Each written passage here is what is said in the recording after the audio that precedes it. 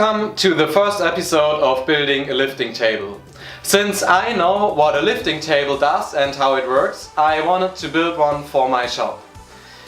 But since this video, you know that I also need a proper welding table. And as we all know, my shop is pretty small, I thought of combining these two. Also for welding, I think it's cool to have a height adjustable table to always have a comfortable position for welding. My goal is to be able to lift 1000 kilograms of weight with this table.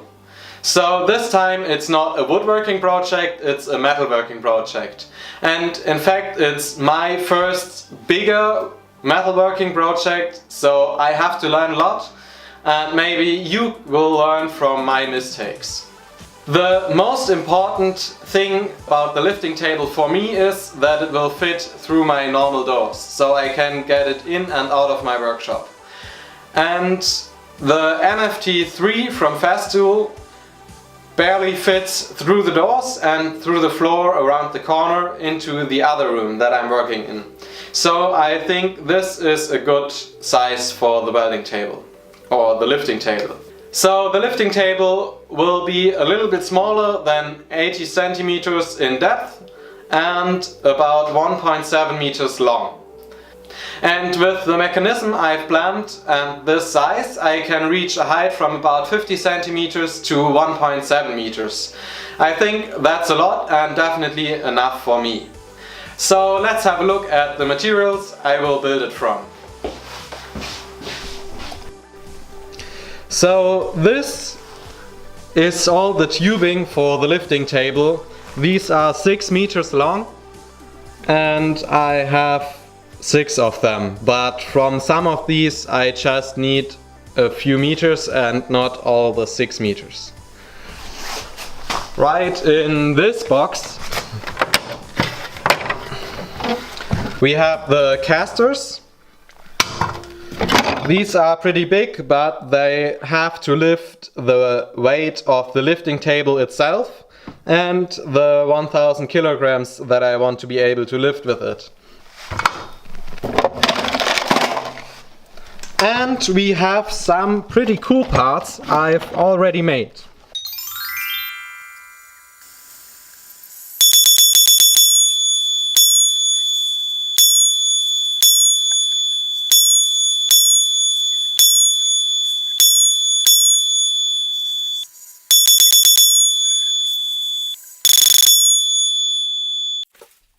I met a friend at his shop to turn all these parts at his metal lathe.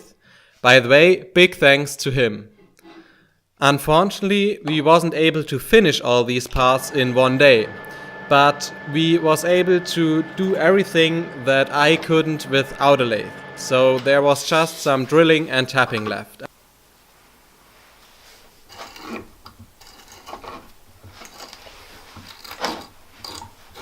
And this is how they work. The two bigger bushings are welded into the tubing of the frame.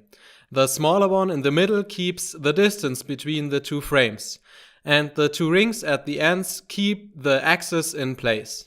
At the right is the grease nipple where the grease gets pushed through into the axis. Through the axis it comes to the other two holes where it comes out in the middle of the two bigger bushings that are welded into the tubing of the frame. From there it flushes out all the dust that treasures up and lubricates the joint ideally. These axes are now finished and today arrived some new parts. And if this is what I think, then I already can do some pre-assemblies. 8 beautiful roller bearings.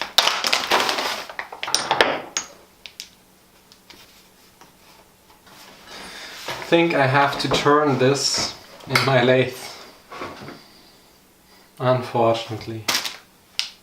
But it's not much that's left. This is not much too big. So I've set up my wood turning lathe to reduce the diameter of this shaft. I have absolutely no idea if this is a good idea to sand this with normal sandpaper or if this is just a complete fail.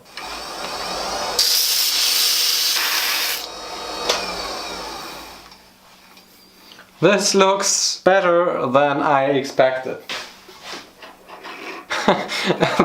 And it's already more than enough.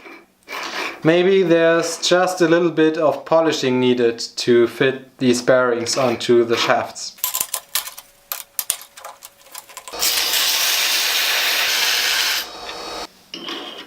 Great! All 4 shafts are done. That worked out much better than expected. Just the third one needed a lot of time. The other ones went pretty quickly. So now I can assemble these.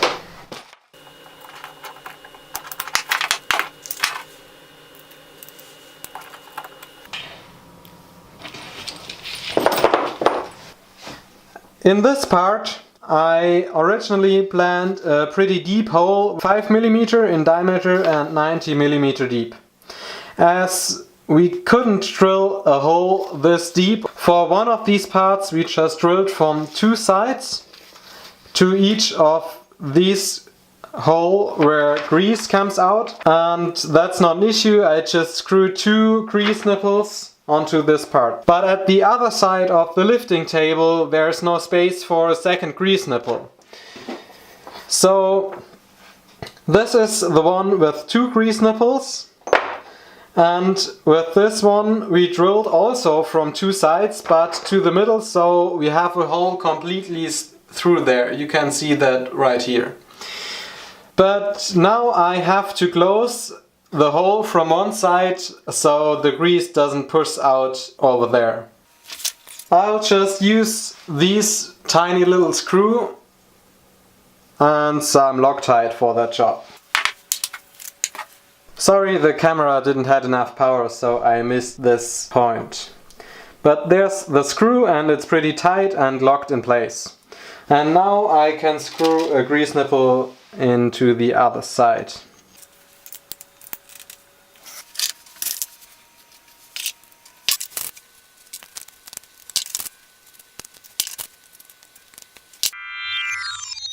And then we need the tabletop of the lifting table.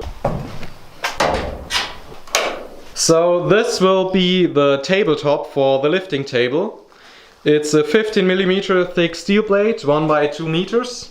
It weighs about 260 kilograms. And I'll use it to build the lifting table on top of it, and the last thing I'll do is to cut it to size and put it onto the lifting table when it's finished, or when the frame of the lifting table is finished.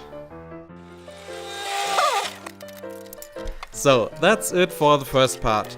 Stay tuned to see if all these plans will work out well. Some sneak peeks you can see already on my Instagram. Good luck with all your projects and see you in the second part.